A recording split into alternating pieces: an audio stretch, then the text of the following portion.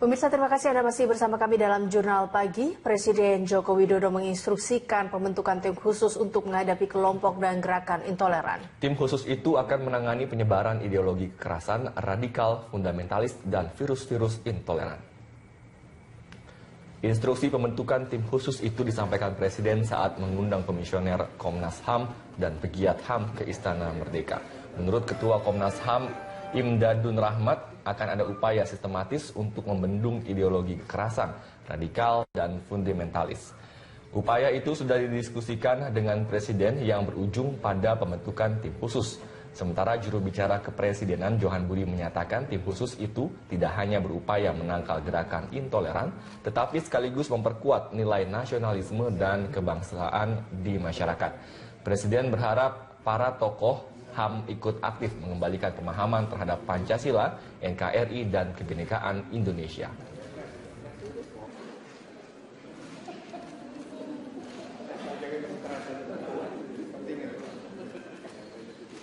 Intoleransi itu rupanya juga menjadi sebab munculnya kekerasan-kekerasan yang melanggar hak kebebasan orang untuk berekspresi, menyampaikan pendapat, berkesenian, berkebudayaan, dan juga kebebasan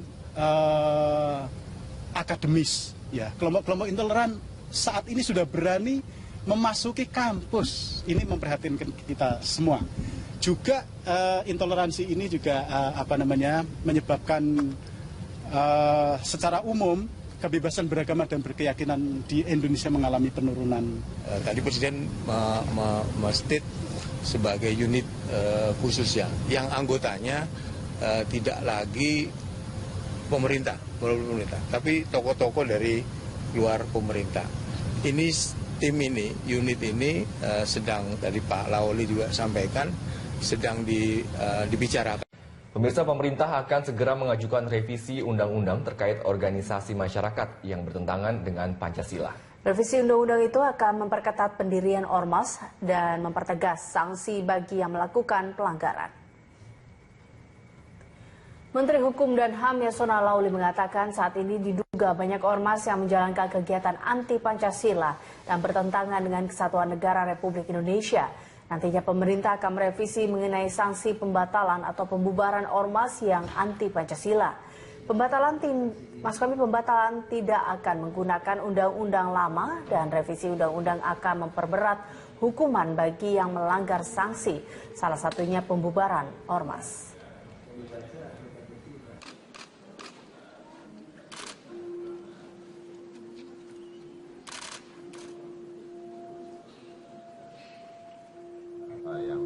Rincian turunan dari undang-undang ormasnya belum seperti apa yang dikatakan. Jadi kan persoalannya dengan ormas melawan Pancasila, tidak sesuai dengan Pancasila itu yang dikatakan itu adalah misalnya penjelasannya adalah ormas PKI itu. Jadi belum termasuk yang lain-lain.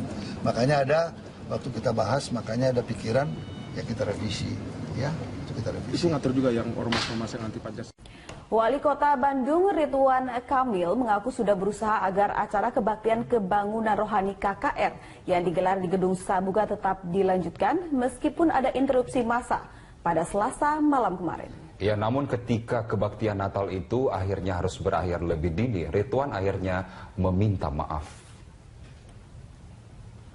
Melalui akun resminya di Facebook, Ridwan Kamil meminta maaf. Ridwan menyatakan sudah mengarahkan aparat agar mengamankan acara. Saat kejadian, Ridwan sedang berada di Jakarta dan sebelum insiden pembubaran oleh massa PAS terjadi, Ridwan juga sudah menerima keluhan melalui akun Instagram.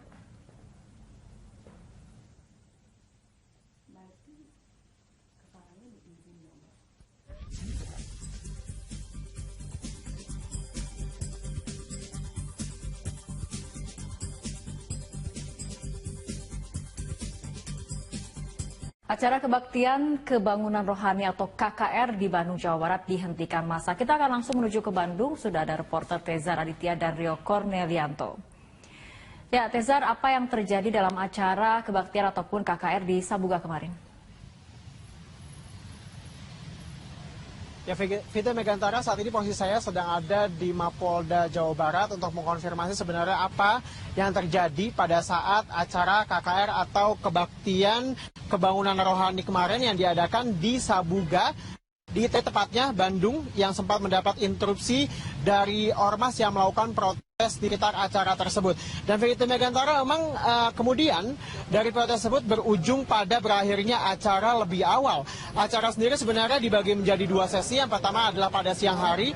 Acara ini sempat berlangsung secara lancar untuk kemudian ketika sedang break untuk memasuki acara di sesi kedua pada sore hari ini kemudian mendapatkan protes dari massa dan akhirnya terjadilah audiensi dari massa, kemudian juga dari jemaat Kristiani yang sedang melakukan KKR dan dibantu dengan pihak kepolisian. Dan pada saat itu ormas yang melakukan protes mempertanyakan terkait dengan mengapa kebaktian diadakan bukan pada tempat peribadatan tapi lebih ke ruang publik atau ruang terbuka. Ini menurut mereka bukan hal yang wajar. Kemudian polisi sendiri memberikan pengertian kepada massa bahwa acara KKR ini bukanlah acara rutin, tapi ini merupakan acara insidental atau bersifat hanya setahun sekali menjelang Natal. Dan ini sendiri mendapat tanggapan yang positif dari ormas yang melakukan protes untuk kemudian mereka memahami hal tersebut. Dan akhirnya kemudian massa mempertanyakan persoalan perizinan. Apakah kemudian acara ini sudah ada perizinan secara lengkap baik dari Pemkot maupun dari kepolisian.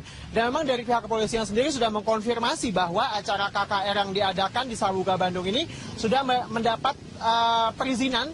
Bukan perizinan sebenarnya, sudah massa atau panitia sudah memasukkan laporan ke pihak kepolisian dan sudah tidak ada masalah lagi dengan pihak kepolisian. Tapi ketika dipertanyakan perizinan ke Pemkot, ini dari jamaah sendiri mengakui memang ada kekurangan administrasi. Dan pada kekurangan administrasi itu sendiri sebenarnya pada perizinan, di perizinan tersebut acara sendiri dilangsungkan hingga pukul 6 sore, tapi pada sesi kedua ini baru diadakan pukul 6.30. Jadi massa mempertanyakan mengenai acara yang berlangsung malam hari yang diadakan di ruang publik. Namun setelah akhirnya dilakukan audiensi antara polisi, jemaat yang melakukan KKR, dan juga pihak ormas yang melakukan protes, akhirnya jemaat maksud kami ini menerima untuk membubarkan diri secara baik-baik dan akhirnya jemaat melakukan pembubaran diri pada pukul 20.30. Dan sebenarnya ini juga mendapat sorotan baik media sosial maupun media massa setelah terjadinya pembubaran. Maksud kami kemudian akhirnya dihentikan lebih awal, dan ini juga mendapat tanggapan dari Wali Kota Bandung, Ridwan Kamil, yang juga meminta maaf terkait dengan adanya insiden tersebut. Vita Megantara. Ezar, apa langkah selanjutnya dari polisi terkait insiden ini? Ya, dari pihak kepolisian sendiri menyatakan akan berkoordinasi dengan pihak Pemkot Bandung terkait dengan nantinya jika ada acara-acara peribadatan di tempat umum, nanti akan dipertanyakan kepada Pemkot Bandung terkait dengan bagaimana pemberian izin mereka, kemudian kapan dilakukan, waktunya, dan juga tempatnya secara spesifik. Jangan kemudian ini akan terjadi di lain waktu. Dan kemudian khususnya untuk KKR yang kemarin sempat ditunda juga seperti perjanjian dengan polisi, ormas, dan juga pihak panitia, akhirnya KKR memang sifatnya saat ini statusnya ditunda, bukan dihentikan atau dibatalkan. Setelah kemudian mendapat perizinan lebih lengkap, nantinya jemaat akan dapat melakukan KKR lanjutan. Dan berikut adalah pernyataan dari Humas Polda Jabar, Kombes Pol Yusri Yunus.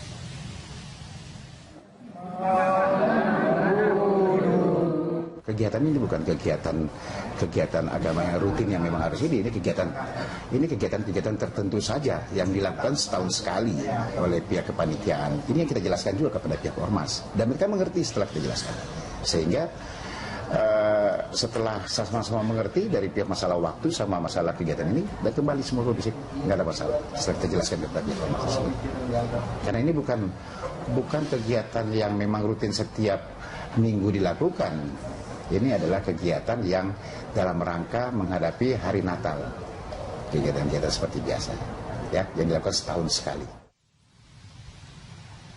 Ya, Fitri Megantara, memang kemudian polisi juga mengkonfirmasi bahwa tidak ada bentrokan sama sekali, semua berlangsung dengan baik. Tapi kemudian yang perlu diperhatikan adalah saling pengertian satu sama lain dan juga perizinan yang tepat ini akan meminimalisir adanya potensi gangguan seperti dalam acara KKR kemarin. Kita harapkan bersama bahwa ini tidak terjadi lagi. Fitri Megantara, kembali ke Anda.